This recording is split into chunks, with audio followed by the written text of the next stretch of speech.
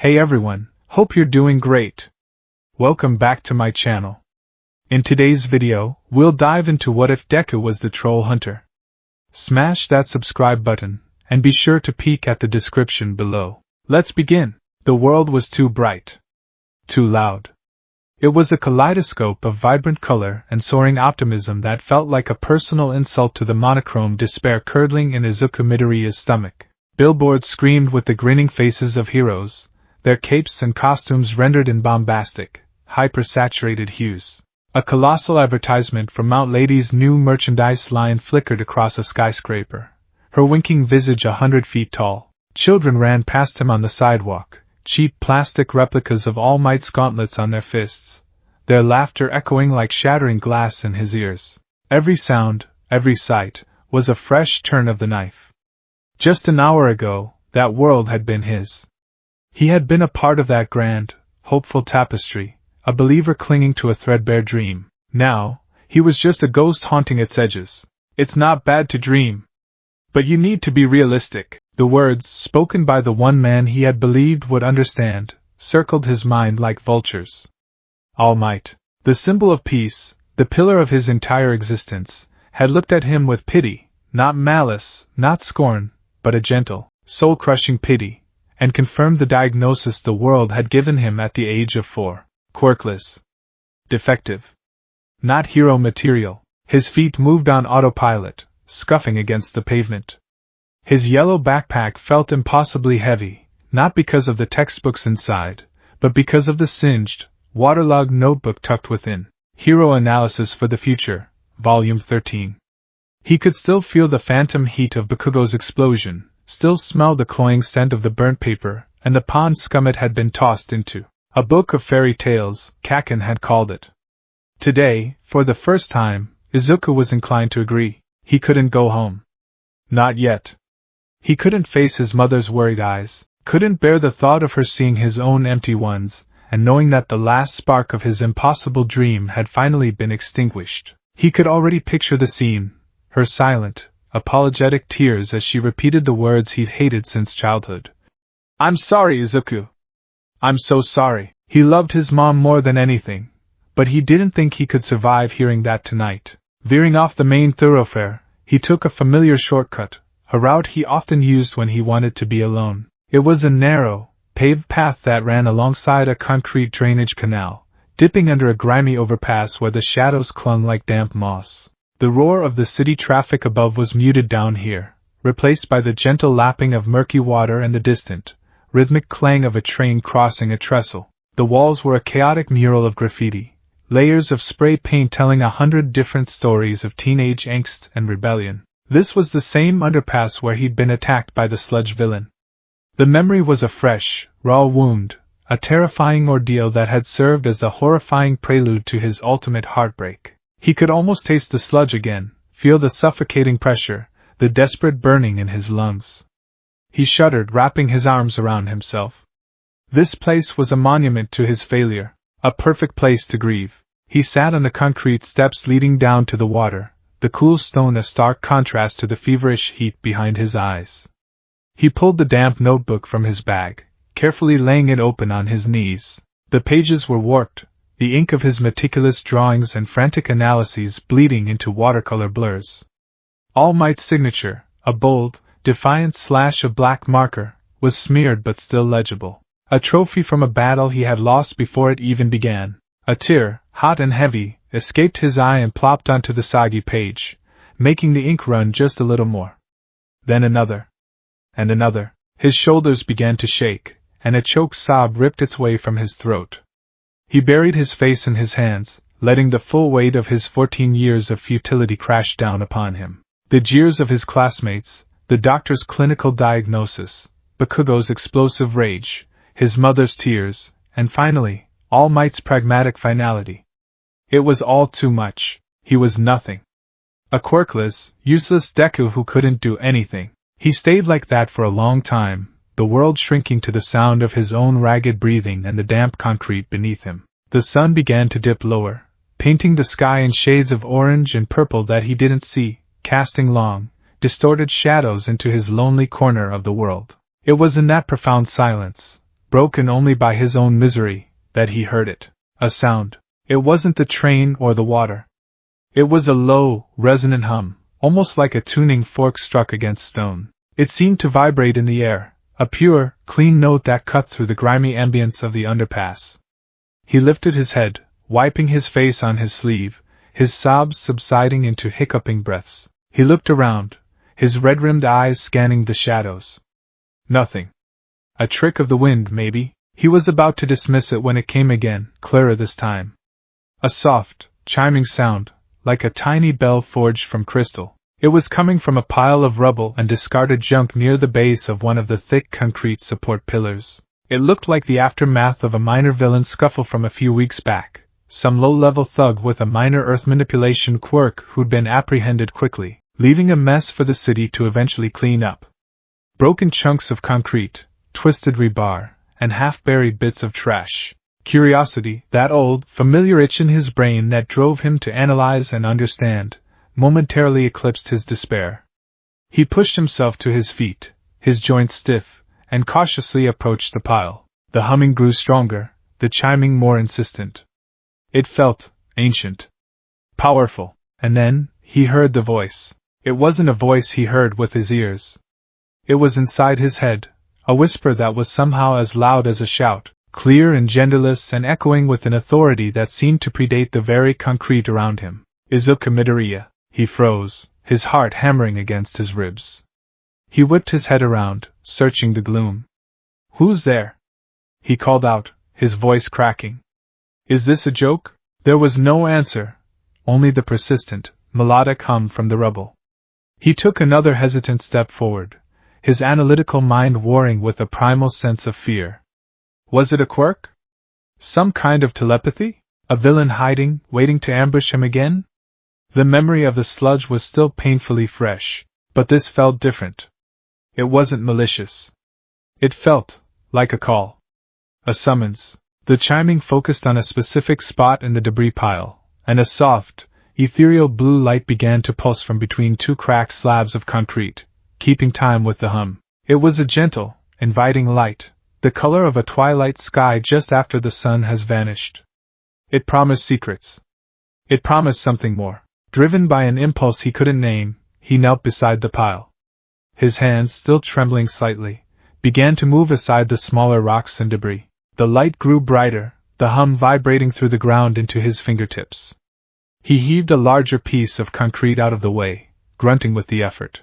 And there it was, nestled in a small hollow, resting on the damp earth as if it had been waiting for him, was a circular object. It was an amulet, perhaps 3 inches in diameter, crafted from a metal that was neither silver nor steel, but something darker, almost like polished stone. Intricate, interlocking rings and gears formed its body, suggesting a complex clockwork mechanism frozen in time. Etched into its surface were symbols he didn't recognize, not Japanese, not English, but sharp, angular runes that seemed to drink the faint light. At its center was a piece of what looked like polished turquoise, from which the calming blue glow emanated.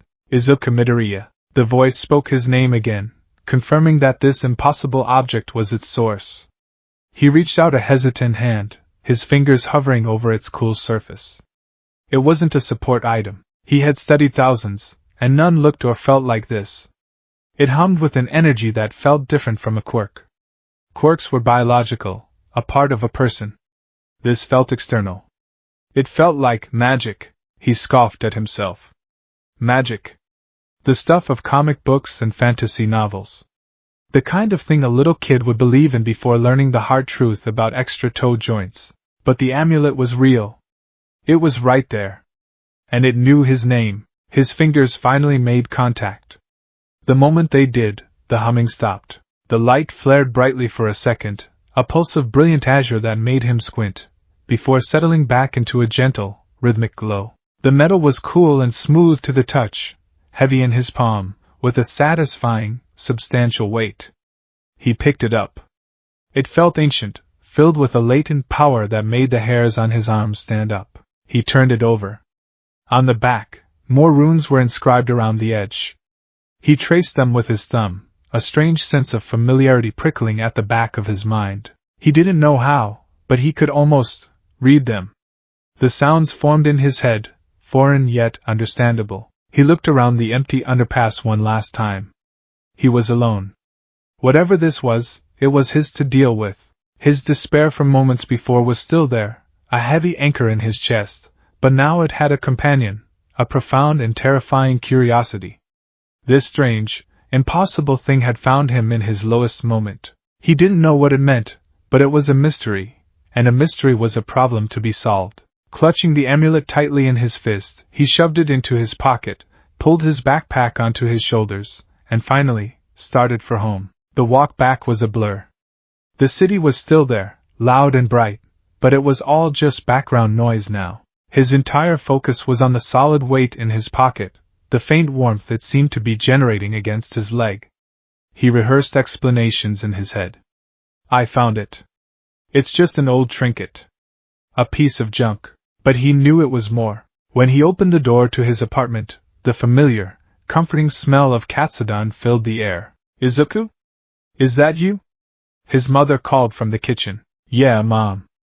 I'm home, he managed, his voice sounding surprisingly steady. Inko Midoriya bustled out of the kitchen, wiping her hands on her apron. Her smile was warm, but her eyes were full of a mother's worry. She took in his disheveled appearance, the red puffiness around his eyes, the grim set of his jaw. Her smile faltered. Oh, honey. Did you have a rough day? He couldn't do it. He couldn't tell her. He couldn't add his failure to her worries. So he forced a smile, a weak, brittle thing that felt like it might crack his face in two. No, I'm okay. Just tired. School was a lot. She didn't look convinced, but she didn't push. Well, I made your favorite. Wash up, dinner's almost ready. He nodded, slipped his shoes off, and made a beeline for his room, mumbling, just gotta drop my stuff off. He closed the door behind him, the click of the latch sounding deafeningly loud. His room was a shrine, a testament to a faith that had been shattered. All Might was everywhere, on posters, on figurines, on his comforter, on the very clock on his wall. The hero's signature smile, usually a source of boundless inspiration, seemed to mock him now. A symbol of everything he could never be. He dropped his backpack onto the floor with a thud and pulled the amulet from his pocket. In the warm light of his desk lamp, it seemed even more intricate. The gears looked like they should move, but they were locked in place. He ran his thumb over the turquoise stone in the center. It felt alive. He sat at his desk and pulled out his phone, typing in frantic descriptions. Ancient clockwork amulet. Circular metal artifact with blue stone, strange runic language. The search results were a useless jumble of video game lore, fantasy movie props, and New Age jewelry sites.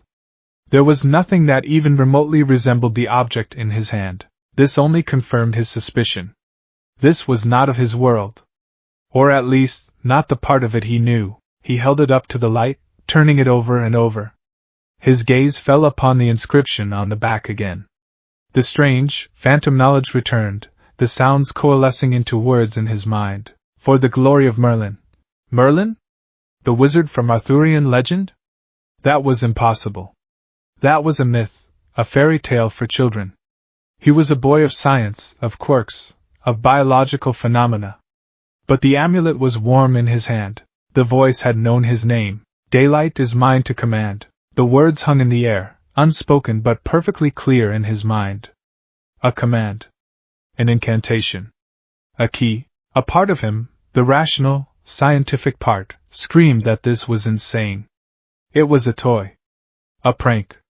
A hallucination brought on by emotional trauma. But another part, the part that had desperately clung to the dream of being a hero against all odds for 10 long years, was captivated. What if this wasn't the end of his story? What if it was the beginning of a different one? He stood up, his heart beginning to race with a mixture of terror and a wild, unfamiliar hope. He looked at his reflection in the dark glass of his computer monitor. Just a scrawny, green-haired kid with a face full of freckles and eyes full of shattered dreams. Just Deku. But the amulet felt heavy with purpose. It had called to him. This is crazy, he whispered to himself, his muttering habit kicking into high gear. It's just a piece of metal. It can't do anything. Magic isn't real. It's just a story. But the voice knew my name, How could it know my name? Maybe it's a quirk, someone's quirk. A tracking quirk combined with an illusion quirk, but it feels so real, so old. He took a deep breath, trying to silence the frantic storm in his mind. He had to know. He had to be sure. He looked from the amulet to his reflection, then to the giant All Might poster on his wall. You can't be a hero. Maybe not. But what if he could be something else? Clutching the amulet in both hands, he held it in front of his chest. His palms were sweaty. His throat was dry. He swallowed hard and, in a voice that was barely more than a whisper, he spoke the words aloud, sounding out the strange, ancient syllables he somehow knew by heart. For the glory of Merlin. Daylight is mine to command. For a single, agonizing second, nothing happened. A wave of crushing disappointment washed over him. Of course. He was a fool. A stupid, gullible kid chasing fairy tales again. And then the world exploded in blue light. The amulet erupted. A beam of pure, incandescent azure shot out, not with heat, but with a palpable, kinetic force that slammed him back a step. The air in his room crackled with energy. The gears on the amulet, once frozen, began to spin with impossible speed, a high-pitched whirring sound filling the room, accompanied by the deep, resonant grinding of stone. The turquoise gem at its center glowed with the intensity of a small star. Blue light swirled around him like a controlled tornado. Filaments of pure energy coalesced, weaving themselves together into solid forms. He watched, his eyes wide with terrified awe, as a breastplate of gleaming, gunmetal silver armor materialized over his chest, glowing runes etching themselves across its surface before fading. The sound was deafening, a chorus of grinding gears, locking mechanisms, and the sharp clang of metal striking metal. A pauldron, impossibly large and ornate, slammed onto his right shoulder, the force of its arrival making him grunt. Another one locked onto his left. Gauntlets of the same silver metal formed over his hands and forearms, encasing them completely. Greaves wrapped around his legs, and heavy, armored boots clamped onto his feet, making him feel rooted to the very floor. The weight was immense, a crushing pressure that should have broken his bones, but instead of pain, a strange energy surged through him. It felt like his veins were filled with electricity, his muscles humming with a power he had never imagined. Finally, a helm materialized around his head, the metal forming a protective cage. A visor slid down over his eyes, and the world resolved into a view tinted with a faint blue hue. His frantic, panicked breathing echoed unnaturally loud within the confines of the helmet. The light receded, and the cacophony of sounds faded, leaving only the soft hum of the amulet, now embedded in the center of his new chest plate. He was encased, from head to toe, in a suit of magnificent, archaic knight's armor. It was bulky, powerful, and utterly alien. He stumbled forward, catching himself on his desk. His armored gauntlet clanged against the wood, leaving a deep scratch. He looked at his hands, turning them over. They weren't his hands anymore. They were the hands of a warrior, a knight. A final flash of blue light appeared in his right hand. It solidified with a sound like a blade being drawn from a stone sheath, forming into a sword. But it was a sword beyond any logical proportion. It was colossal, a slab of shining metal almost as tall as he was, with a blade so wide it seemed more suited for a giant than a 14-year-old boy. The hilt formed in his grasp, and the sheer, impossible weight of it nearly tore his arm from its socket. He cried out, his legs buckling as he struggled to keep the tip from crashing through the floor of his bedroom. He managed to brace the blade against his desk, panting for breath. He caught his reflection again, not in the dark monitor, but in the polished metal of a figurine's display case. It wasn't Izuku Midoriya staring back. It was a knight. A hero from a forgotten age. The blue light from the amulet on his chest cast an ethereal glow on the silver plate, and his own wide, terrified eyes were just visible behind the visor. He looked strong. He looked powerful. He looked like a hero. The sight, combined with the sensory overload, the raw, untamed power coursing through him, and the emotional wreckage of the day, was too much for his mind to process. His brain, which had spent a lifetime analyzing the logical, definable world of quirks, short-circuited. The power, the weight, the sound, the light. Merlin. Daylight. A hero. His vision swam. The room tilted violently. The strength that had flooded his limbs vanished, leaving only a profound, bone-deep exhaustion. The massive sword felt like it weighed 1,000 tons, his grip slackened. The sword fell with a cataclysmic crash, its point punching through the wooden floorboards with a splintering crack. The last thing Izuku saw before the world went black was the concerned, smiling face on an All Might poster, looking down at the armored figure collapsed on the floor. Then, there was only darkness. On the floor of his bedroom, surrounded by the icons of a dream he thought was dead, Izuku Midoriya lay unconscious. The magical suit of Eclipse armor remained, a silent, gleaming shell of silver and blue, and on his chest the amulet of Merlin pulsed with a soft, steady, and patient light, its ancient duty, at long last, begun anew. Consciousness returned not as a gentle dawn, but as a freight train slamming into a brick wall.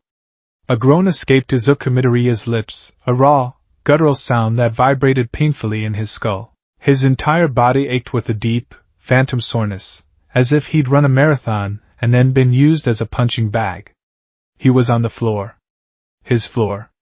Why was he on the floor? The events of the previous night flooded back in a chaotic, unbelievable torrent. The underpass. The voice. The amulet. The blinding blue light. The crushing weight of the armor, the sword. The sword! Izuku's eyes flew open. He bolted upright, a move he instantly regretted as his head swam and the room tilted precariously. He scrambled onto his hands and knees, his gaze darting frantically around the room. The armor was gone. The colossal sword was gone. He was back in his school uniform, rumpled and smelling faintly of ozone. It was all a dream. A vivid, terrifyingly detailed stress-induced hallucination. Relief, so potent it was almost nauseating, washed over him. Then his eyes landed on the floorboards next to his desk. A jagged, splintered hole, about the size of his fist, marred the cheap wood laminate.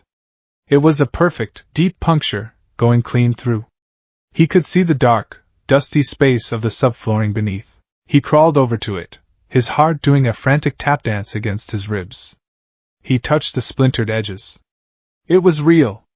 The crash hadn't been a dream. Izuku! Are you awake? You're going to be late for school! His mother's voice from the kitchen was a shock to his system. He flinched, instinctively trying to hide the hole with his body. School? What time was it? His all-might clock read 7:45 a.m. He had slept through his alarm, completely dead to the world for nearly 12 hours. I'm up! He croaked, his voice hoarse. He looked down at himself.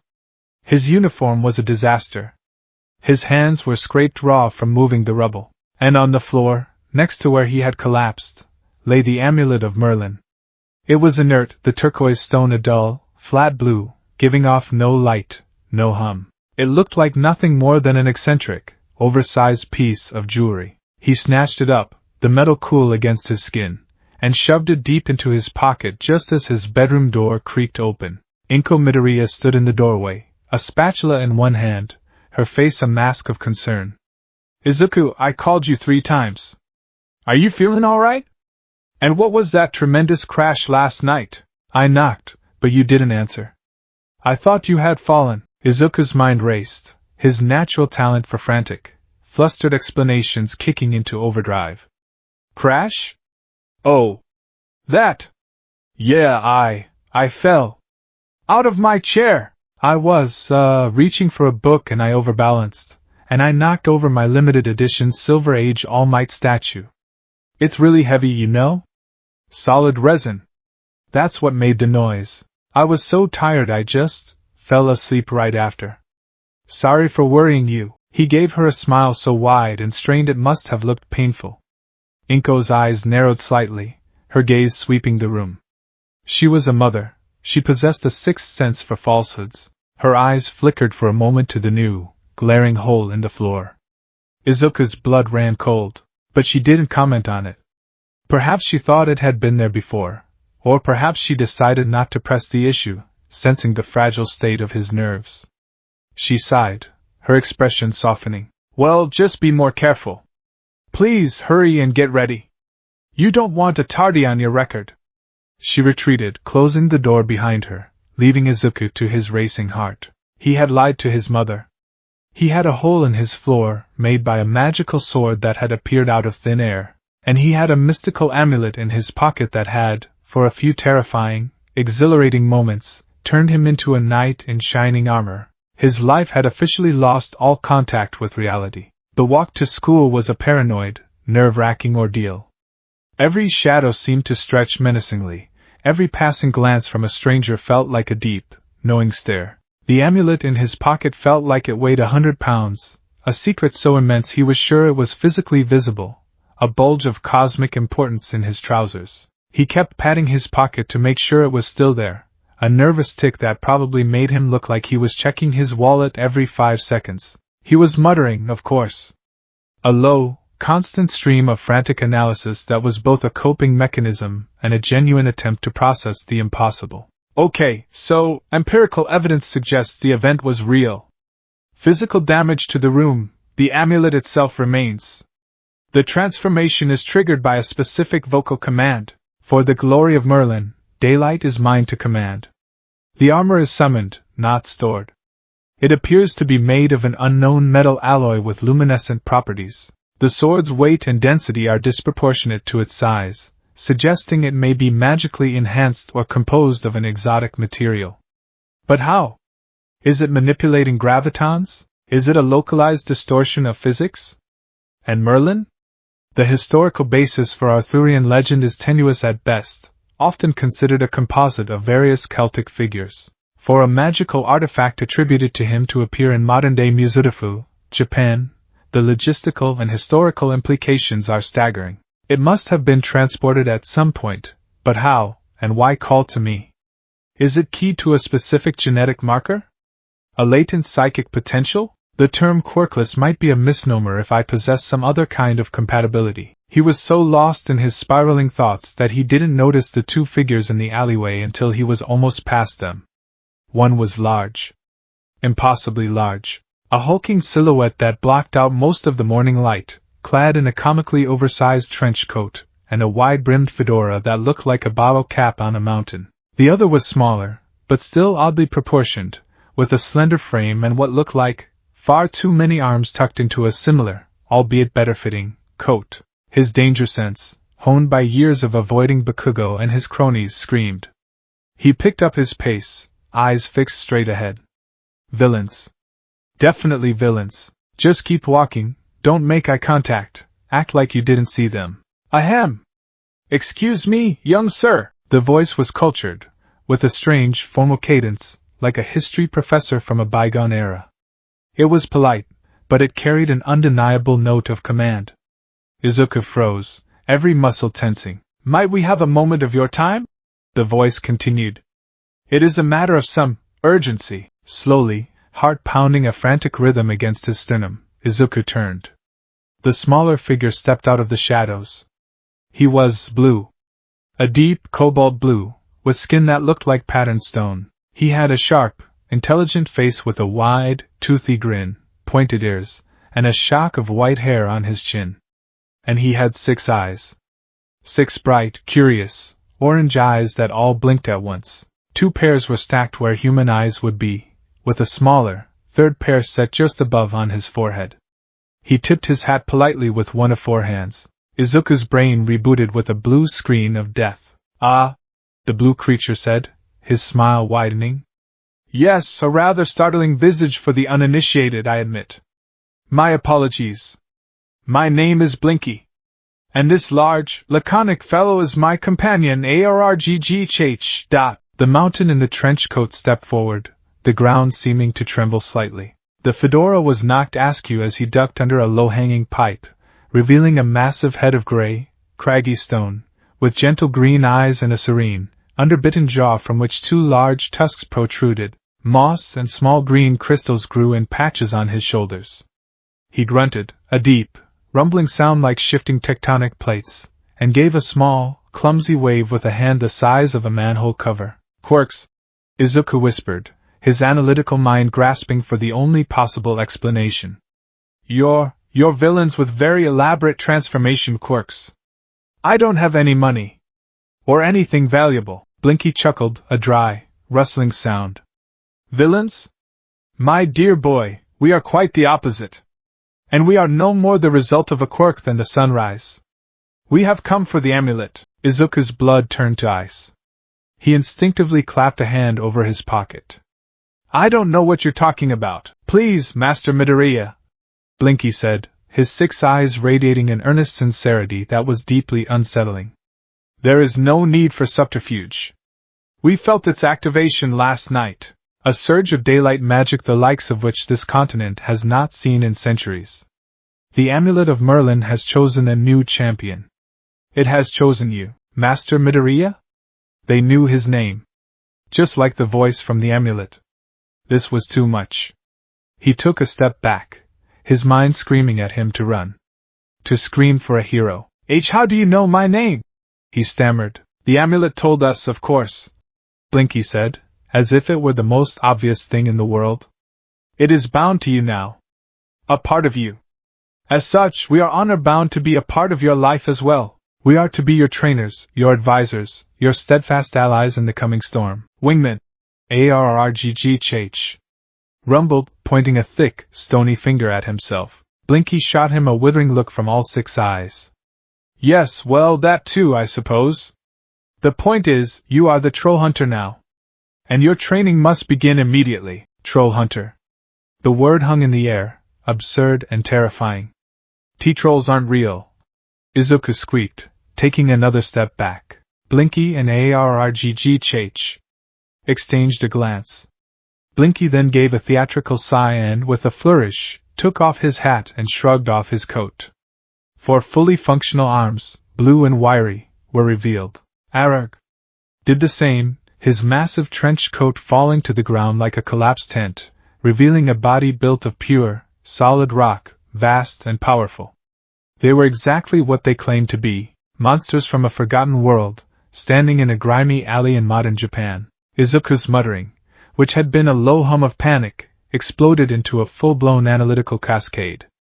Non-human physiology confirmed, Petrus biological structure on the larger specimen, silicon-based life form, unlikely, but possible. The smaller one exhibits mammalian traits, but with an insectoid ocular arrangement, and an additional set of appendages. Not a quirk, they said. So they're a separate species? A subterranean civilization? Hidden from humanity all this time? The energy readings I couldn't explain.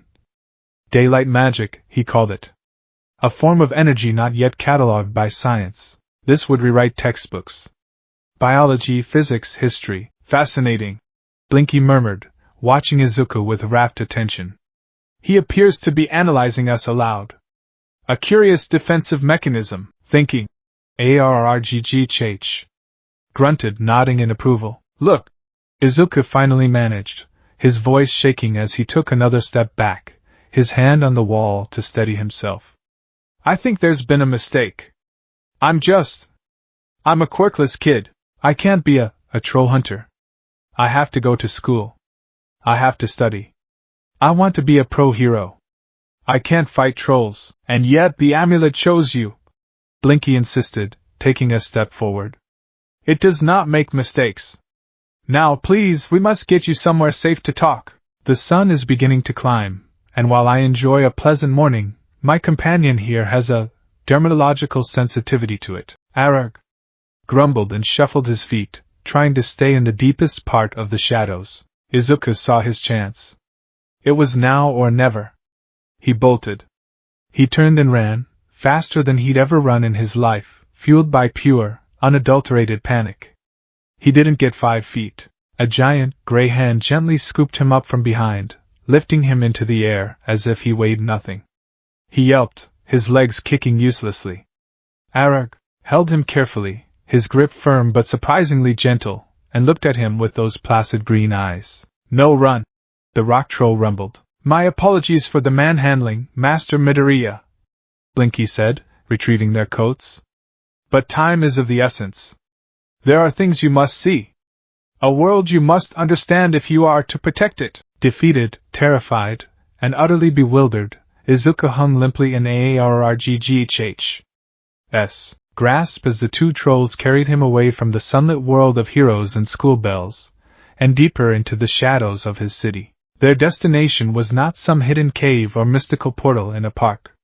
It was the Unauthorized municipal subway. Blinky, paying for 3 tickets with a handful of what looked like very old, very strange coins that the automated gate somehow accepted, led the way down into the bustling underground. Arag, with Izuku still tucked under one arm like a rolled-up newspaper, followed.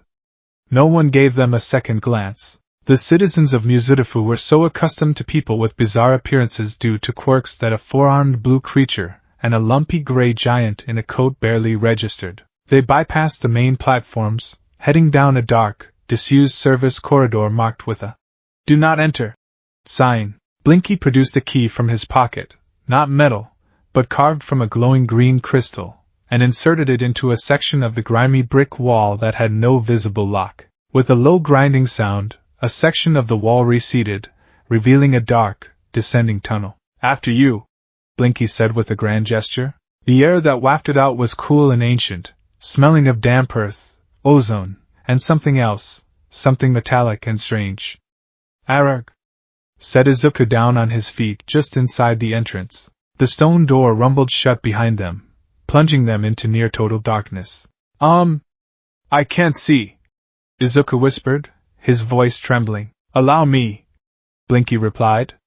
A soft, orange light bloomed from his lower right hand, where he held a small, glowing crystal. The tunnel ahead was long and smooth, carved from the bedrock itself, descending deep into the earth. They walked in silence for what felt like an eternity, the only sounds the soft scuff of Blinky's feet, the heavy, rhythmic tread of Aarggh, and Izuku's own frantic heartbeat.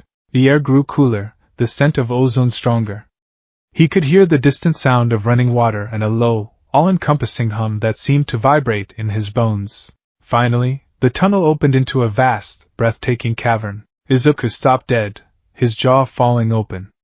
The sight before him was so magnificent, so impossible, that his brain simply refused to process it for a full 10 seconds. They stood on a high ledge overlooking a subterranean city bathed in the light of colossal, glowing crystals embedded in the cavern ceiling, which arched so high above that it was lost in shadow. Structures that were a fusion of organic growth and masterful masonry rose from the cavern floor, connected by bridges of shimmering crystal and carved stone. A vibrant, bustling market filled the central plaza, crowded with creatures that defied every law of biology he had ever learned. Trolls.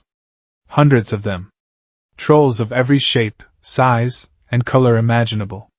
Hulking, brutish trolls haggling with small, multi-limbed trolls running stalls. Gnomes with pointy hats scurrying underfoot like rats, their high-pitched chittering echoing through the cavern.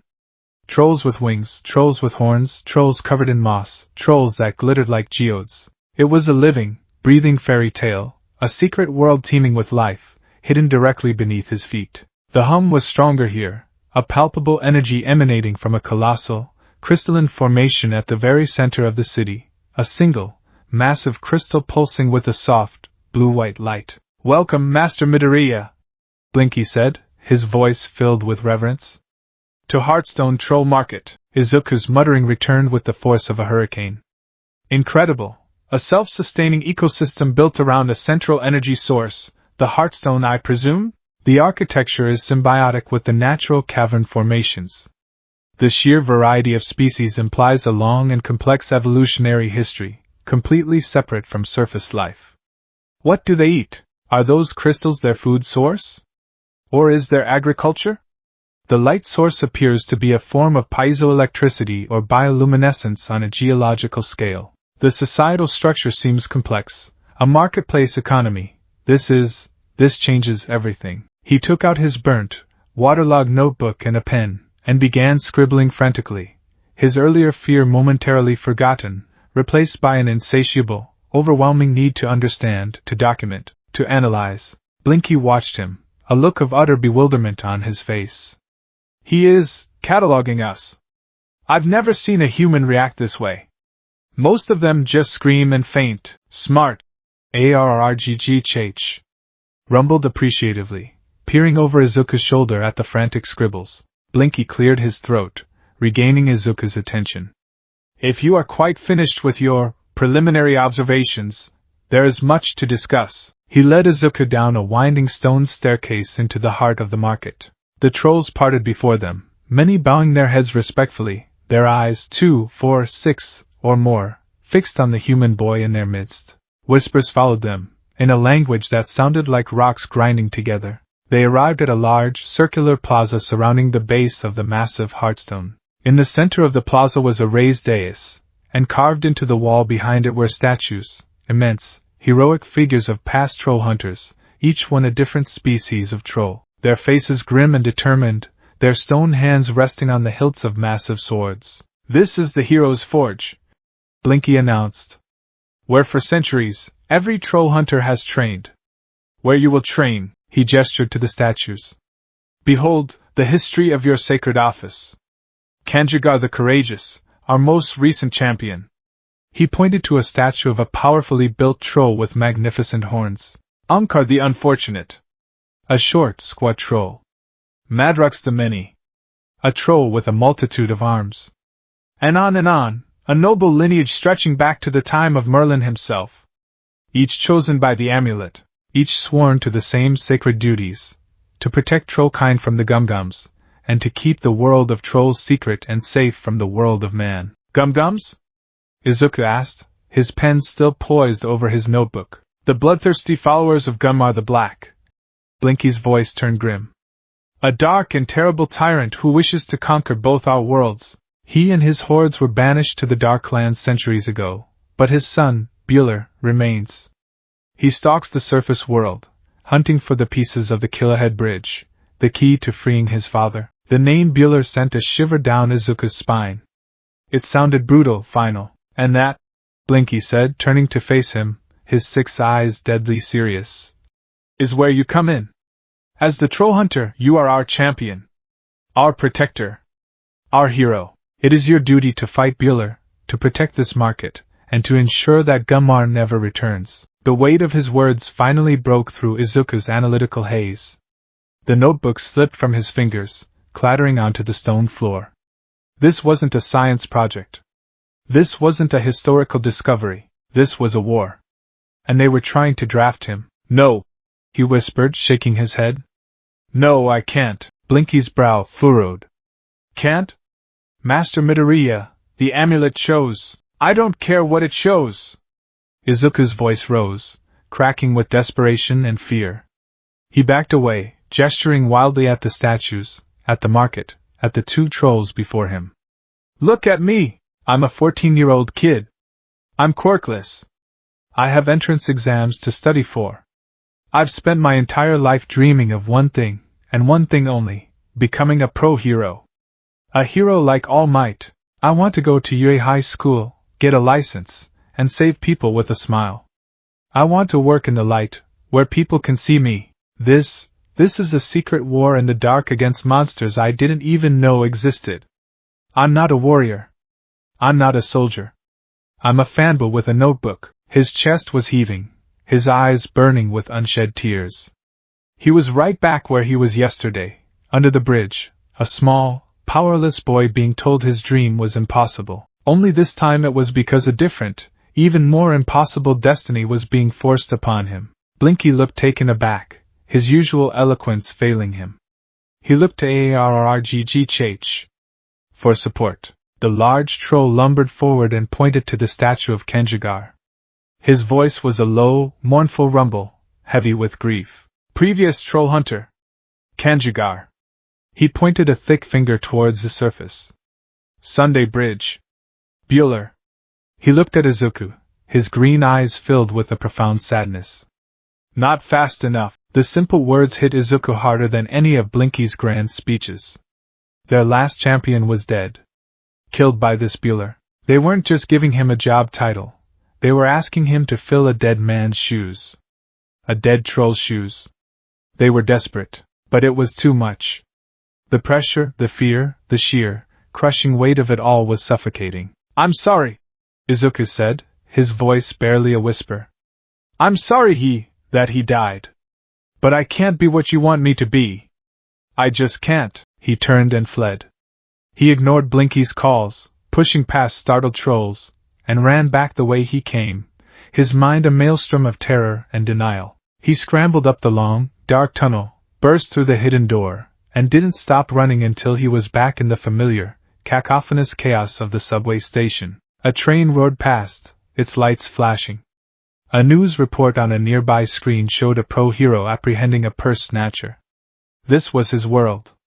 The world of quirks and heroes and daylight. It was the only world he wanted. He leaned against the tiled wall, gasping for breath, his hand clutching the amulet in his pocket. It felt cold and heavy. An alien object from an alien world that had no place in his life. He could throw it away. Just drop it here and walk away, pretend none of it ever happened. Go back to his dream, but he couldn't. He didn't know why, but he couldn't let it go. He looked at his hands. They were trembling.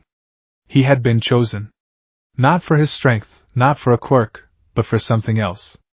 Blinky and ARRGGH believed in him. A strange, terrifying, and secret world needed him. And his own world, the world of All Might, had told him he was worthless. He was caught between two impossible dreams.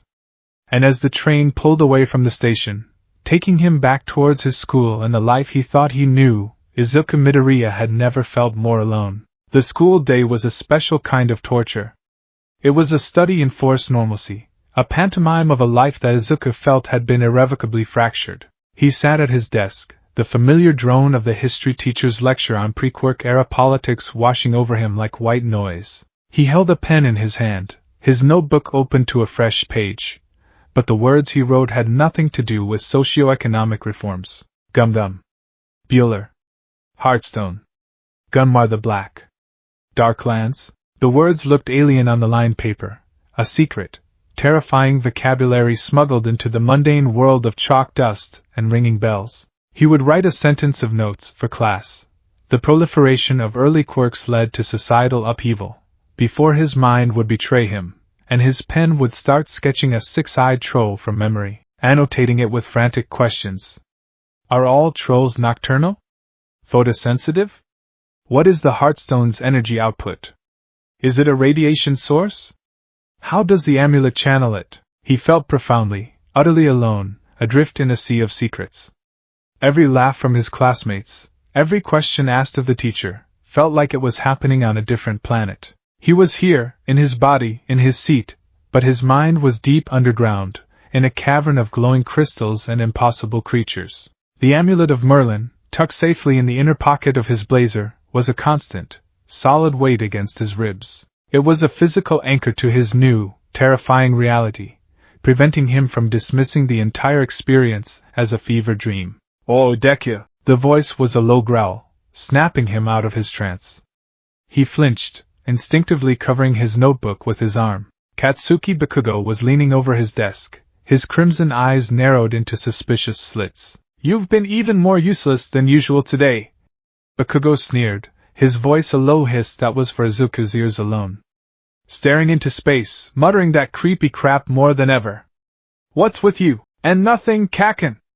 Izuku stammered, his heart kicking into a panicked rhythm. "Just tired.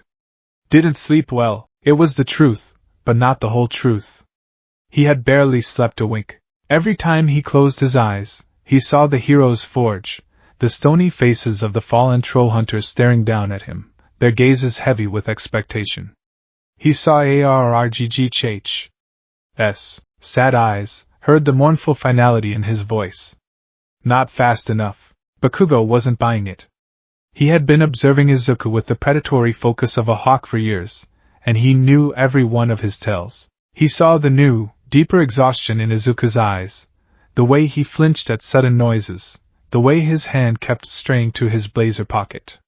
Something was different. "Whatever," Bakugo grunted, pushing himself away. "Just keep your creepy muttering away from me. It's distracting." He stalked back to his seat, but Izuku could feel his stare burning into the back of his head for the rest of the period. Izuku's refusal in Troll Market echoed in his own mind. "I can't be what you want me to be." He had run. He had chosen his dream, his world. So why did it feel so hollow? He had rejected the call, but the amulet hadn't vanished. Blinky hadn't taken it back. It was still with him, a silent, potent question he had no idea how to answer. He had tried to put it out of his mind, to focus on his path to UA, but the knowledge of that hidden world was a splinter in his brain. He was trying to study for a future as a pro-hero, a protector of the innocent, while actively ignoring an entire secret civilization that was in desperate need of one. The hypocrisy of it was a bitter pill to swallow. The final bell of the day shrieked, and Izuku packed his bag with trembling hands, eager to escape the suffocating confines of the school. He needed to go home, lock himself in his room, and try to make sense of the universe. He was halfway across the schoolyard when a familiar, cultured voice stopped him in his tracks. "A word, Master Midoriya." "If you please," he froze, turning slowly. Blinky and Arggh were standing by the school gates, once again clad in their unconvincing human disguises. Blinky was leaning on a ridiculously ornate umbrella, and Arggh was holding a small, delicate bouquet of daisies in his gigantic hand, as if it were part of his camouflage. They looked so utterly out of place that it was almost comical, but Izuku felt no desire to laugh. A cold dread seeped into his bones. "What are you doing here?" he hissed, rushing over to them and trying to herd them into the shadow of a nearby cherry blossom tree. "You can't be here! This is my school! Our apologies for the intrusion," Blinky said, his 6 eyes blinking in concern. "But we did not part on the best of terms, and I feared you might not return to the market of your own volition. We have a situation, a bad situation," Arggh rumbled, crushing the daisies in his fist by accident. He looked down at the ruined flowers with a sad frown. "Oops, what kind of situation?" Izuku asked, his voice wary. "A Gum-Gum Scout has been sighted," Blinky said, his tone losing its usual theatrical flair and becoming grimly serious. "Here. In your human section of Musudafu. It was drawn by the surge of the amulet's activation last night. It is hunting." Izuku's blood ran cold. "Hunting? Hunting what?" Blinky looked him directly in the eyes. "All 6 of them. Hunting you, Master Midoriya. Or rather, the amulet you carry. And it will not care what soft, fleshy humans get in its way." The world seemed to tilt on its axis. This wasn't a theoretical problem anymore. It wasn't a secret war in a secret world. The danger had followed him home. It was here now, in his city. People could get hurt, because of him. The heroic instinct that had been the core of his being since he was a toddler, the instinct that had made him rush the sludge villain to save Bakugo, roared to life inside him. He couldn't ignore this. He couldn't just walk away knowing someone was in danger. "Where is it?" Izuku asked, the words tasting like ash in his mouth.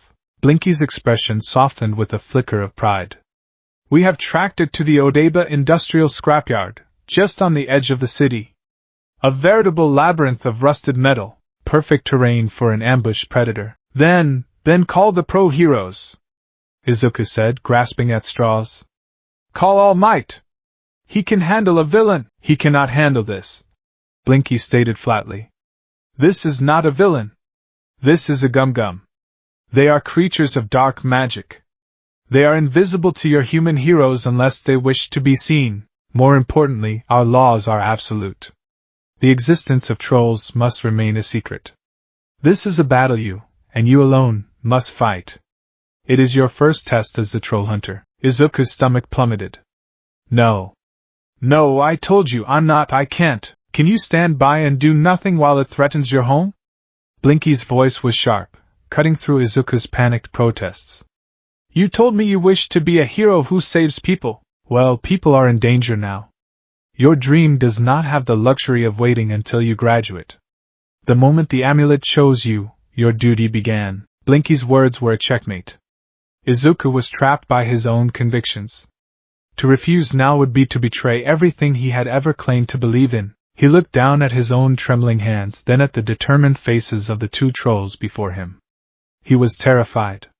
More terrified than he had ever been in his life. But beneath the terror, a grim resolve was beginning to form. He took a deep, shuddering breath. "Okay," he whispered. "Okay. I'll do it." The Odaiba Industrial Scrapyard was a metallic graveyard under a bruised twilight sky. Mountains of crushed cars, tangled rebar, and discarded appliances rose like jagged, skeletal skyscrapers, casting long, distorted shadows that writhed and danced in the dying light. The air was thick with the smell of rust, motor oil, and decay. Every gust of wind produced a symphony of groans and creaks from the unstable towers of junk, making it sound as though the whole place was alive and in pain. Izuku's heart hammered against his ribs like a trapped bird. This was a nightmare landscape, a perfect horror movie set. Arag had deposited him over the high chain-link fence with practiced ease, while Blinky had simply found a rusted-out hole to slip through. Now, Master Midoriya, the key to hunting a Gum-Gum is to utilize the element of surprise, Blinky whispered, his voice echoing unnaturally in the metallic canyon they stood in. He was holding a glowing crystal, casting their shadows long and grotesque against a wall of flattened oil drums. They are fierce, but often overconfident. You must be the predator, not the prey. Think like a hunter. I've never hunted anything in my life, Izuku stammered, his eyes darting nervously into the oppressive darkness. I get sad when I see a spider caught in a web, a commendable empathy, but entirely unhelpful at this juncture, Blinky chided gently. Remember your training. What training? Izuku squeaked. You showed me a bunch of statues and I ran away screaming. A brief yet informative introductory session, Blinky corrected. Now summon the armor. It is time to face your destiny. Izuku swallowed hard, his throat feeling like sandpaper. This was it. He reached into his blazer, his fingers closing around the cool, intricate metal of the amulet.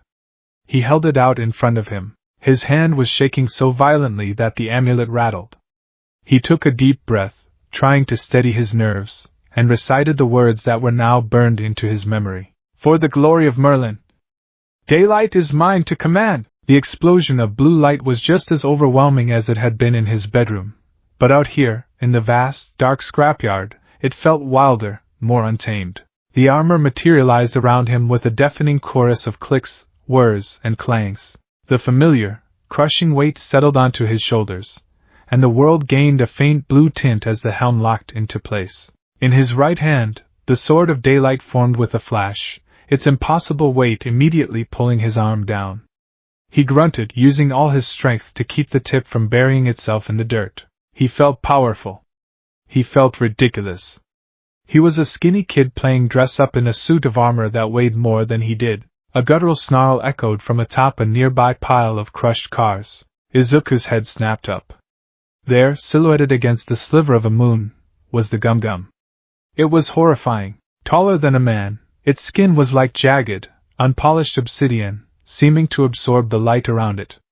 Its eyes were twin embers of malevolent red, burning with a hateful intelligence. It was hunched over like a predator, its long, powerful arms ending in claws forged from dark, cruel iron.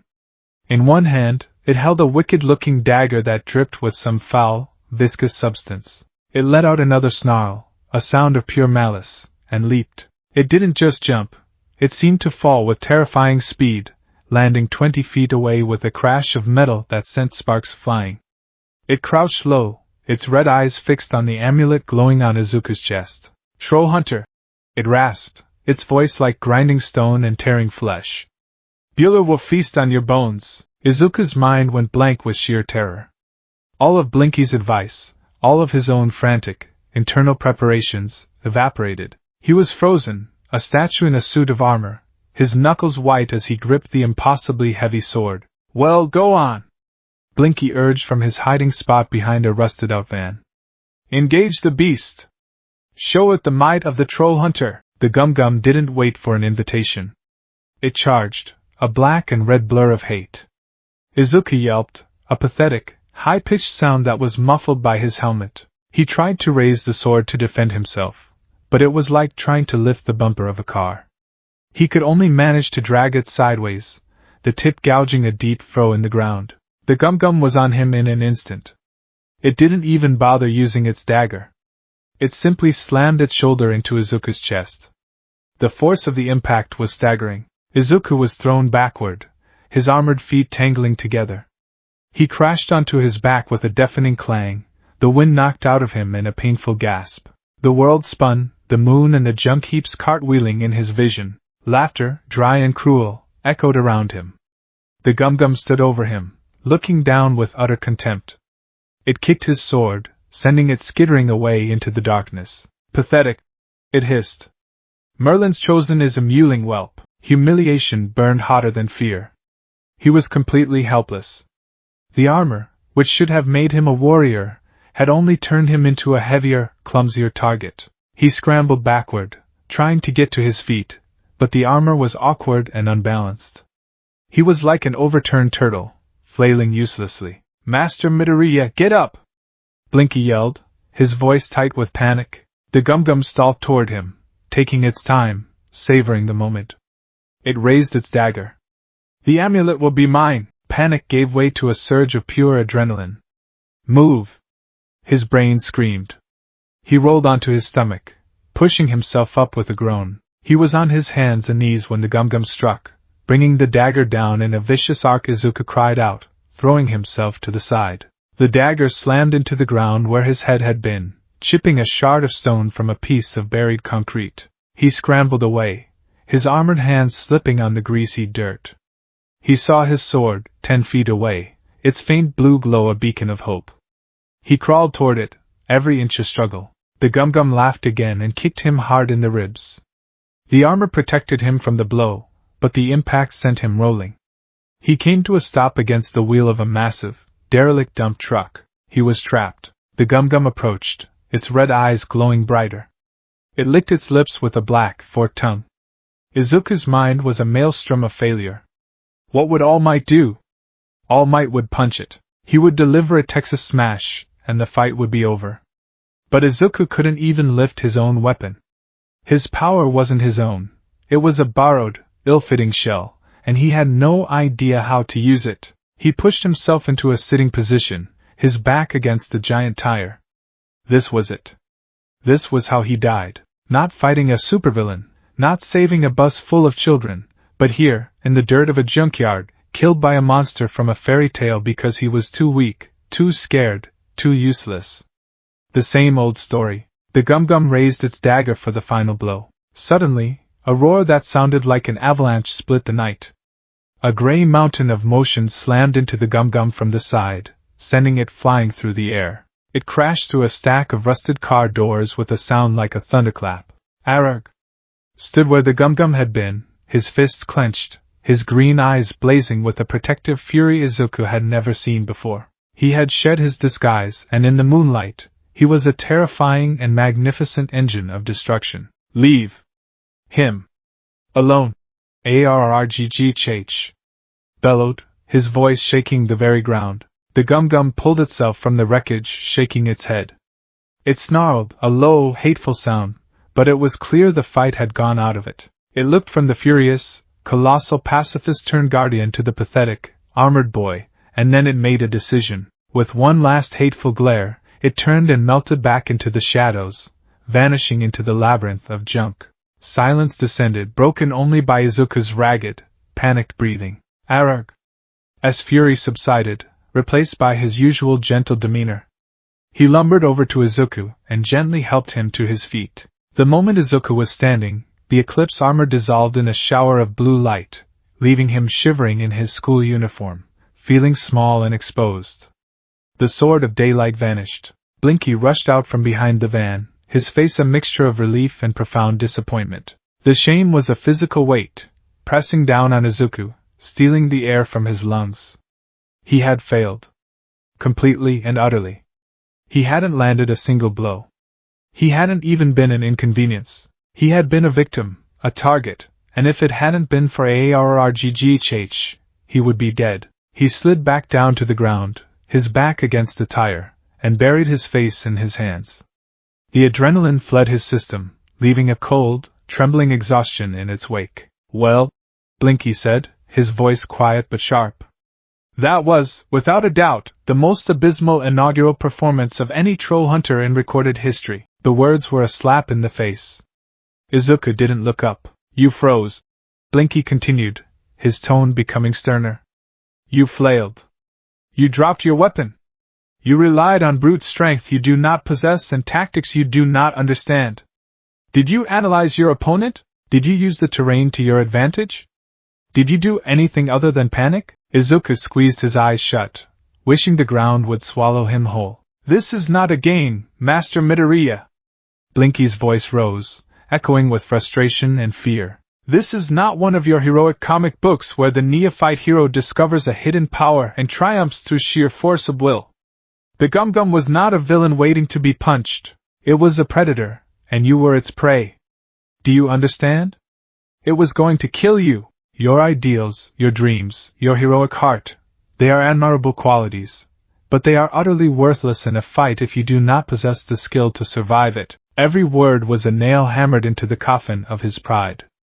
Blinky was right. He had done nothing. His lifelong obsession with heroic analysis, his greatest strength, had abandoned him in the face of real danger. He had been useless. Just like everyone had always told him. He felt a huge, gentle hand on his shoulder.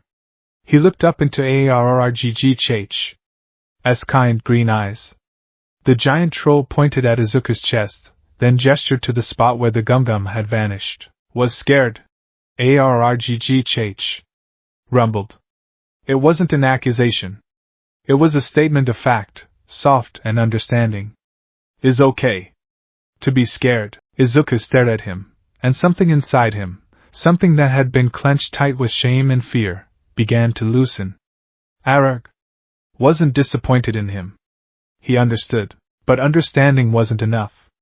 He looked at the deep gouge in the earth left by his own sword, at the wreckage where Arrgh had thrown the Gum-Gum. He had been given a gift, a power beyond imagination. A chance to be a hero in a way he had never dreamed. And he had squandered it.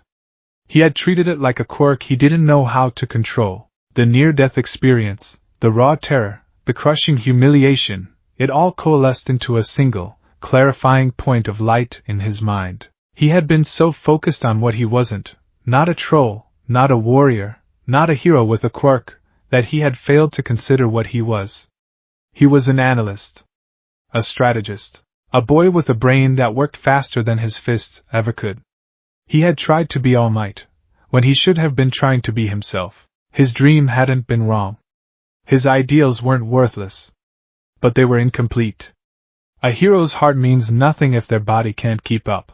A hero's power means nothing if their mind doesn't know how to wield it. He finally understood. The amulet didn't make him a hero. It gave him the tools to become one. The rest was up to him.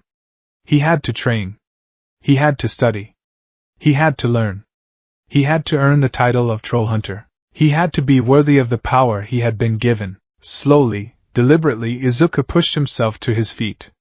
He was covered in dirt and grease, his body ached, and his pride was in tatters. But for the first time since the amulet had called his name, the fear was gone, replaced by a cold, hard resolve. He faced Blinky, whose rant had trailed off, and looked the six-eyed troll squarely in the face. "You're right," Izuku said, his voice quiet but steady, devoid of its usual stammer.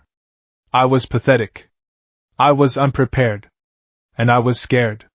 He took a deep breath. "It won't happen again. From now on I'm all in. Train me. Teach me everything you know. I will learn how to use this power.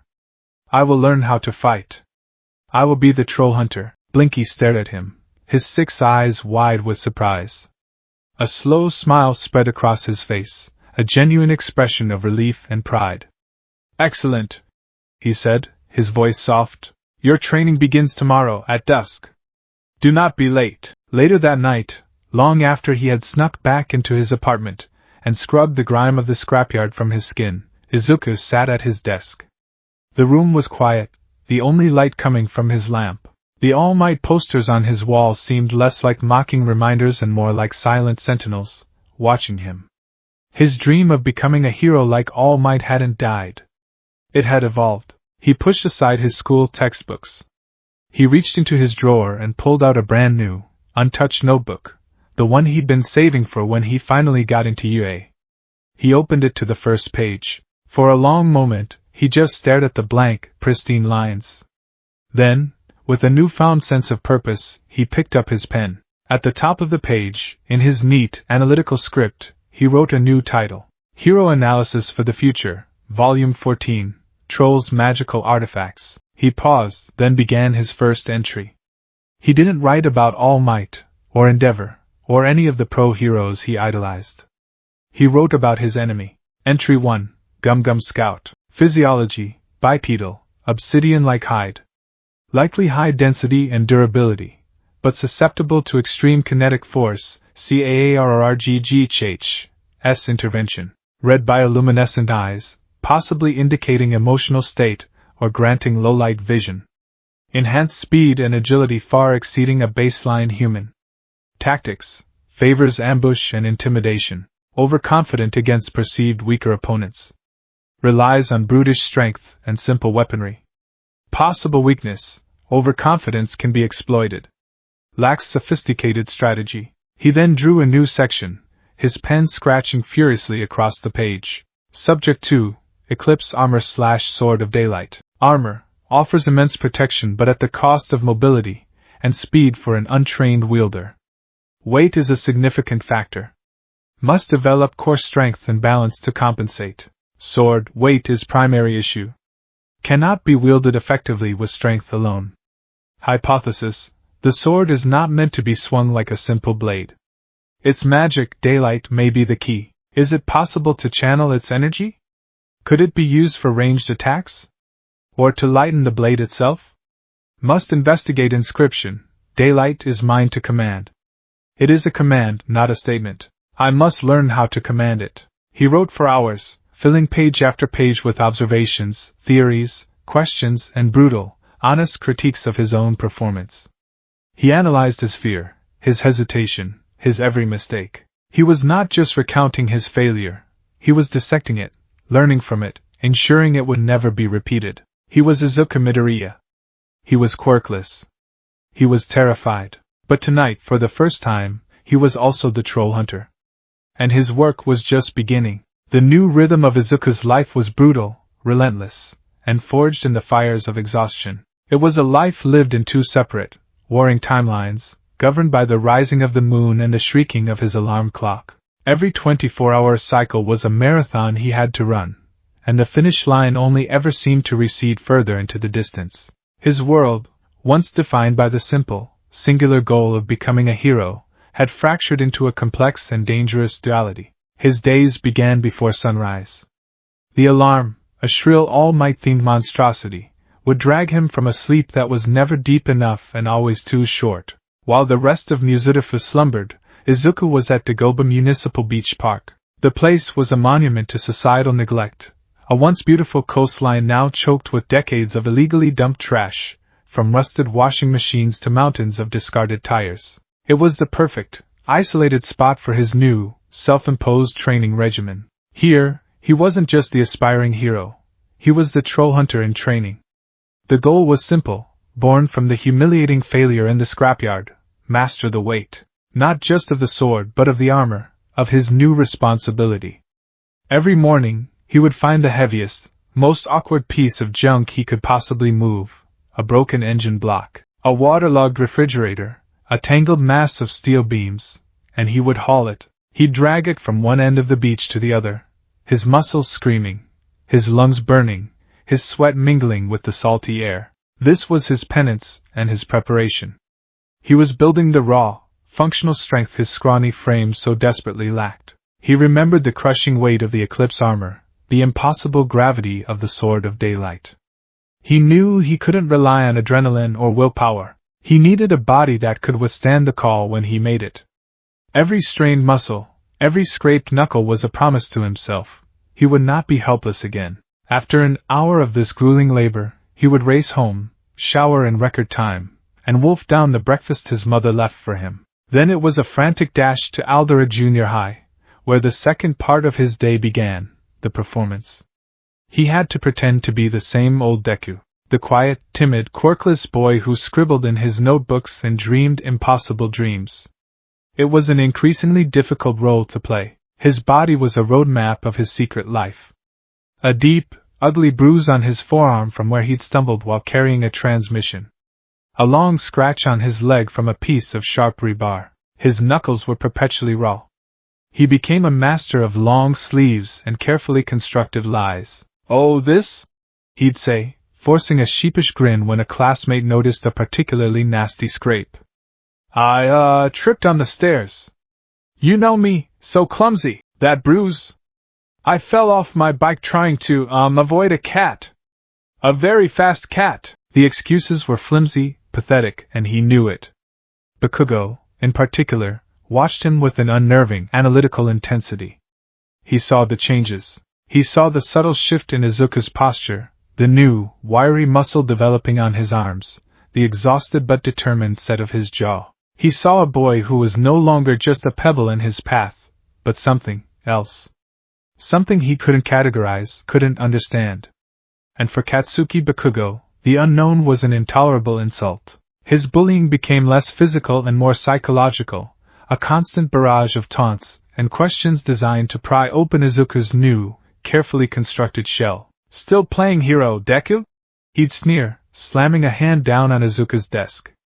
"Or did you finally get it through your thick skull that you're just a worthless wannabe?" Izuku would just dip his head, mumbling an apology, refusing to meet his eye. The old Izuku would have flinched, maybe even cried. This Izuku simply endured.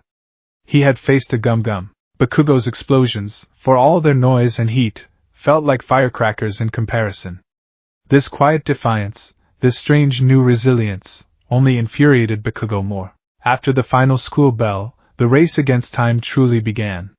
He would sprint home, drop off his school bag, grab the pre-packed gym bag he now kept hidden under his bed, and head for the subway. His destination, the hidden entrance to Troll Market. And then, his real training would begin. The Hero's Forge became his second home. It was a place of pain, progress, and relentless education. Under Blinky's tutelage and ARRGGH's watchful, gentle gaze, Izuku was systematically broken down and rebuilt. "No, no, no!" Blinky's voice would echo through the stone amphitheater. "Your footwork is atrocious, Master Midoriya. You move like a newborn fawn on a frozen pond." Again, Izuku, clad in the magnificent but punishingly heavy Eclipse armor, would stumble through the drill again. The training was a fusion of ancient troll combat techniques and Blinky's surprisingly vast knowledge of human martial arts, gleaned from centuries of observation and a love for old samurai films. They started without the sword. He had to learn to move, to balance, to simply exist within the armor without toppling over.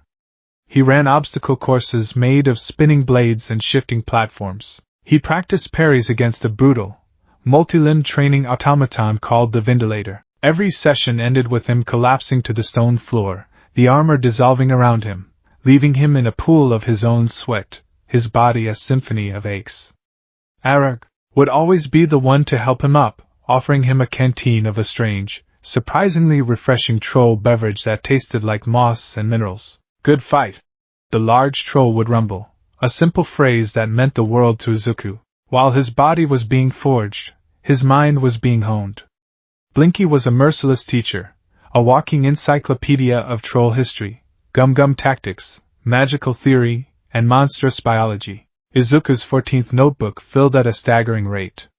He learned the difference between a stalkling and a scuttler. He studied the ancient runic language of the trolls, his mind absorbing the complex grammar with an ease that surprised even Blinky. He learned about the triumvirate stones, the gyrostations, and the ancient war that had sundered trollkind. He was a sponge, soaking it all in, his analytical mind finally set loose on a topic worthy of its full, obsessive attention. He didn't just learn the lessons, he questioned them, theorized, and expanded upon them. "Blinky, the Gum-Gum's hide was like obsidian," he'd mutter, pacing the forge after a training session. "Obsidian is a volcanic glass, it's brittle. So why was it so durable? Is it magically reinforced? Or is the composition different on a molecular level? If it's the latter, would sonic frequencies be more effective than kinetic force? A high-pitched resonance could potentially shatter it, right? Do we have anything that can generate a focused sonic blast?" Blinky would stare at him, all 6 eyes wide with a mixture of awe and utter confusion. "Master Midoriya, I must confess, I have no idea what you are talking about. The traditional method is to hit it with a very large sword until it ceases to be a problem. But that's inefficient," Izuku would insist, his passion overriding his exhaustion. We have to find better ways. This was how he made the role his own. He was not Kanjigar the Courageous. He would never be a mighty troll warrior. But he could be Izuku the strategist, the analyst, the troll hunter who won not with brute force, but with a superior plan. This double life came at a cost. His grades, once pristine, began to slip. He would fall asleep in class, his head snapping up with a jolt, a line of drool on his textbook. He was perpetually late, always with a new, increasingly implausible excuse. He was a ghost in his own home, arriving late, his dinner cold, and immediately disappearing into his room to study, which in reality meant poring over his troll notebook until he passed out from exhaustion. His mother, Inko, was beside herself with worry. She saw her bright, vibrant son fading before her eyes, becoming a shadow of his former self. She saw the bruises, the exhaustion, the way he flinched when she tried to hug him, as if afraid she'd feel the raw scrapes on his back. She tried to talk to him, but it was like talking to a wall. "Izuku, honey, what's going on?" she asked one evening, her voice trembling with concern as she stood in his doorway. "You look so tired. Are you being bullied again? Is it Bakugo?" "You can tell me." "I'm fine, Mom, really," he said, not looking up from his notebook. He couldn't tell her. How could he? "Sorry, Mom, I can't focus on my math homework because I'm the secret defender of a subterranean troll civilization and I'm training to fight an ancient evil." She would have him committed.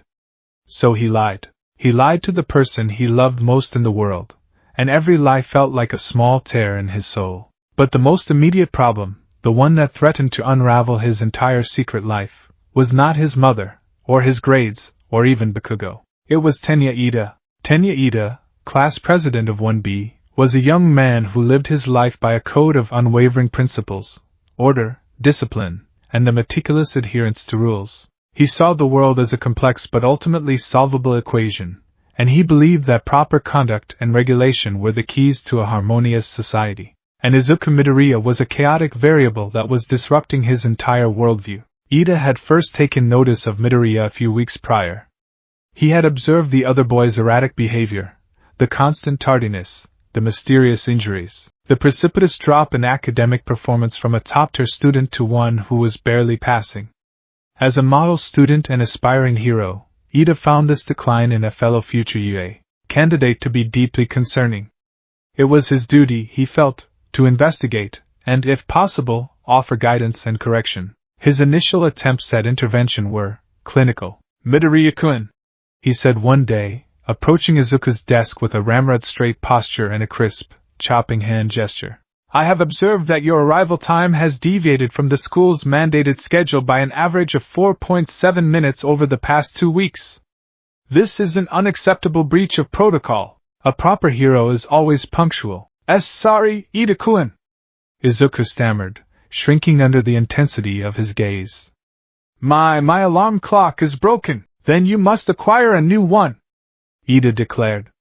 "Or, as a failsafe, a secondary alarm. Proper preparation prevents poor performance." But the problem only worsened. Ida began to see Midoriya leaving school grounds at a full sprint, not heading in the direction of his home, but towards the city center. He saw the bruises multiply. He heard the excuses become more and more outlandish. His logical, orderly mind could not compute the data. Midoriya was not lazy. His eyes burned with a fierce, exhausted determination. He was not a delinquent. He was polite to a fault. Something was wrong. Terribly wrong. Ida, being Ida, decided that direct observation was the only logical next step. He would follow Midoriya.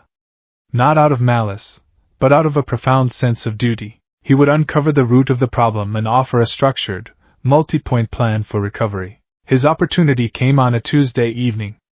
Izuku, after a particularly grueling session in the forge where he'd finally managed to block a full-force blow from the ventilator without being knocked over, was limping his way toward the subway entrance. He was late.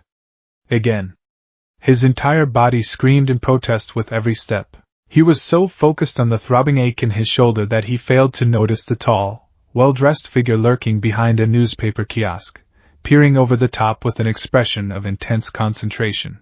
Ida followed at a discreet distance, his movements precise and surprisingly stealthy for a boy of his rigid demeanor. He watched Midoriya bypass his usual train line and head for the abandoned, cordoned-off section of the old station.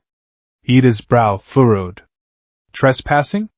Highly illogical for a student of his moral character. He watched as Midoriya glanced around, ensuring he was alone, before disappearing into a dark service corridor. Ida waited a full, calculated 60 seconds before following, his heart beginning to beat a little faster. This was far more irregular than he had anticipated. The corridor was dark and smelled of mildew. Ida adjusted his glasses, his eyes slowly adapting to the gloom. He saw Midoriya standing before a solid brick wall at the end of the tunnel. He was about to call out, to demand an explanation for this flagrant violation of municipal safety codes, when Midoriya did something extraordinary. He pulled a strange, circular object from his pocket. It began to glow. Ida stopped dead, his logical brain struggling to process the visual input. He watched, his eyes wide with disbelief, as Midoriya spoke a phrase. The words were too muffled to make out, but they sounded ancient and powerful, and a section of the solid brick wall simply retracted. Midoriya slipped inside, and the wall rumbled shut, leaving no trace it had ever been a door. Ida stood in the silent, dark corridor for what felt like an eternity. His mind, a fortress of logic and rules, had been breached. This was not bullying. This was not a secret part-time job. This was something else entirely. Something that defied every known law of physics and engineering. His first thought was of a villain with a powerful earth-moving or illusion quirk who was blackmailing Midoriya. It was the only explanation that fit within his established parameters of reality. He did not run. He did not call the police. Tenya Ida was the brother of a pro-hero. He understood that sometimes, a situation required careful, direct intervention before escalating. He hid himself in a darkened alcove, his mind racing, formulating a new plan. He would wait. He waited for 2 hours. His patience was legendary. Finally, the grinding sound returned, and the stone door slid open. Midoriya emerged, looking even more exhausted than before. He was limping more heavily, and there was a fresh cut on his cheek he kept dabbing with his sleeve. The moment the door sealed behind him and Midoriya took his first step back into the corridor, Ida acted. He stepped out of the shadows, one hand raised in a commanding, traffic cop gesture. "Midoriya-kun!" he boomed, his voice echoing off the tiled walls. "Halt! I demand an explanation for this illicit and highly dangerous activity," Izuku screamed. It was a high-pitched, terrified shriek of pure panic. He spun around, his eyes wide with horror, and saw Ida standing there, his face set in an expression of stern righteousness, his glasses glinting in the dim light. Izuku's world shattered. He was caught. His secret, his impossible, fragile secret, was out. "Aida-kun!" he stammered, his mind racing a mile a minute. What are you doing here? This is a restricted area. We should leave. I will not leave until you provide a satisfactory explanation," Ida declared, taking a firm step forward. "I have observed your recent behavior, and concluded that you are involved in some form of clandestine affair. I had hypothesized illegal quirk-fighting rings or villainous coercion, but this is beyond my predictive models. What is behind that wall?" "Nothing. It's a shortcut," Izuku lied, his voice cracking. "An old, forgotten passage, a passage that opens and closes without a visible mechanism?" Ida countered, pushing his glasses up his nose. "Your explanation is factually inconsistent with my direct observations. I insist you tell me the truth. As a fellow aspiring hero, it is my duty to ensure you are not in danger." The genuine concern in Ida's voice cut through Izuku's panic. He wasn't trying to get him in trouble. He was genuinely worried. Izuku looked at Ida's determined face, and in that moment, he felt the crushing weight of his loneliness, the unbearable burden of the secrets he was carrying. He was so tired of lying, but he couldn't tell him. The laws of Troll Market were absolute. He couldn't put Ida in danger. While Izuku was having his internal crisis, a new sound reached their ears. A low, skittering sound, like claws on concrete, coming from the darker end of the service tunnel. It was accompanied by a series of high-pitched, hungry clicks. Both boys froze. What was that? Ida whispered, his stern demeanor evaporating, replaced by a sudden, sharp caution. Izuku knew that sound. Blinky had made him listen to recordings. His blood ran cold. Goblins. From the shadows, a small, green-skinned creature scurried into the dim light. It was no bigger than a toddler, with large, bat-like ears, a wide mouth full of needle-sharp teeth, and wicked-looking claws. Its eyes, large and black, fixed on them with a malevolent intelligence. Then another appeared beside it. And another. A small pack of them had somehow wandered up from the lower levels, likely drawn by the scent of a human. Ida let out a startled gasp. Villains! Their quirks make them look like goblins! Stay back, Midori-Yakuin, I will handle this! He squared his shoulders, ready to protect his classmate. No, Ida, wait! Izuku cried out, but it was too late. The lead goblin let out a piercing shriek and leaped. It was impossibly fast, a green blur. It flew at Ida, claws extended. Ida, for all his righteousness, was a middle school student with no combat training. He was completely unprepared. Time seemed to slow down for Izuku. He saw the goblin's claws about to rake across Ida's face. He saw the terror in Ida's eyes. And in that instant, there was no choice. There was no secret to protect. There was only a friend in danger. He acted on pure, unadulterated instinct. He shoved Ida hard, knocking him out of the way. The goblin's claws tore through the sleeve of Izuku's blazer instead, drawing a line of fire across his arm. He cried out in pain, stumbling backward. The other goblins shrieked and swarmed forward. There was no time to think. No time for the full incantation. He yanked the amulet from his pocket, holding it aloft. Daylight! He screamed, a single, desperate word. The amulet responded. It didn't summon the full armor, but a brilliant flash of blue light erupted, coalescing around his right arm. The silver, ornate gauntlet of the Eclipse armor formed over his hand and forearm with a resonant clang. The turquoise gem on the back of the hand pulsed with a soft, protective light. He swung his armored fist in a wild arc, connecting with the first goblin. The impact was like hitting a sack of concrete. The goblin shot through the air with a surprised squawk and slammed into the far wall, slumping to the ground in a stunned heap. The other goblins hesitated, their beady eyes wide with shock. Ida, who had scrambled back to his feet, simply stared, his mouth agape. He looked from the unconscious goblin, to Izuku's strangely armored arm, and back again. The logical part of his brain had ceased to function. All circuits were busy. Izuku didn't give them a chance to recover. He charged forward, his fear replaced by a desperate, protective rage. He wasn't a warrior, but he was a survivor. He swung in backhanded, using the heavy gauntlet as a shield and a battering ram. The goblins were vicious but small. The armored gauntlet sent them flying. One tried to bite his leg, and he kicked it away. It was clumsy. It was ugly. It was pure, unrefined brawling. But it worked. Within 30 seconds, the remaining goblins were scattered, retreating back into the darkness with terrified squeals. Silence returned to the corridor, broken only by Izuku's heavy, ragged breathing. His armored arm felt incredibly heavy. The gauntlet dissolved in a shower of blue sparks, leaving his arm bare and bleeding. He leaned against the wall, his legs shaking, adrenaline making his vision swim. He looked over at Ida. The taller boy was frozen in place, his expression a perfect, comical tableau of utter, system-breaking shock. His glasses were askew. His mouth was hanging open. He slowly raised a trembling hand and pointed a finger at Izuku. What? He said, his voice a strangled whisper. In the name of proper heroic procedure, was that? Izuku looked at the blood on his arm, at the stunned goblin beginning to stir on the floor, and at his friend whose entire reality had just been dismantled. The lies were over.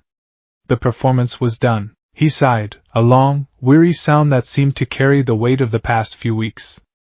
Ida-kun, he said, his voice trembling with exhaustion.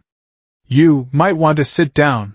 This is going to take a while to explain. In the dim, grimy light of the service corridor, surrounded by the smell of mildew and vanquished goblins, Izuku Midoriya told Tenya Ida everything. He told him about the amulet, the voice, troll market, Blinky and AARRGGHH.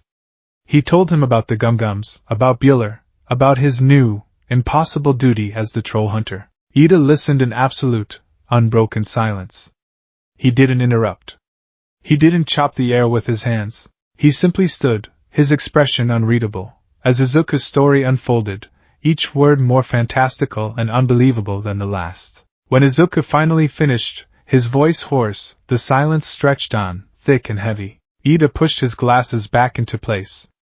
He adjusted his tie. He cleared his throat. "I see," he said, his voice unnervingly calm. He walked over to the goblin, which was now groaning and trying to sit up.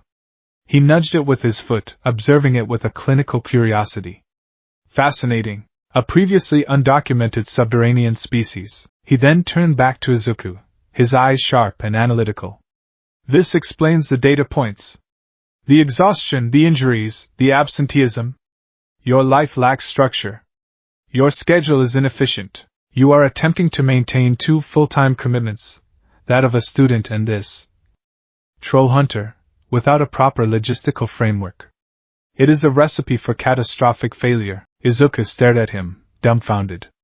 Of all the possible reactions, disbelief, fear, calling the authorities, a critique of his time management skills was the absolute last one he had expected. "The first order of business," Ida continued, now pacing back and forth, his hands clasped behind his back, "is to create a schedule, a rigorous, optimized schedule that allocates appropriate time for your academic responsibilities, physical training, combat training in this hero's forge, sleep, and proper nutrition. You cannot save two worlds if you collapse from exhaustion." He pulled a small notebook and a pen from his pocket.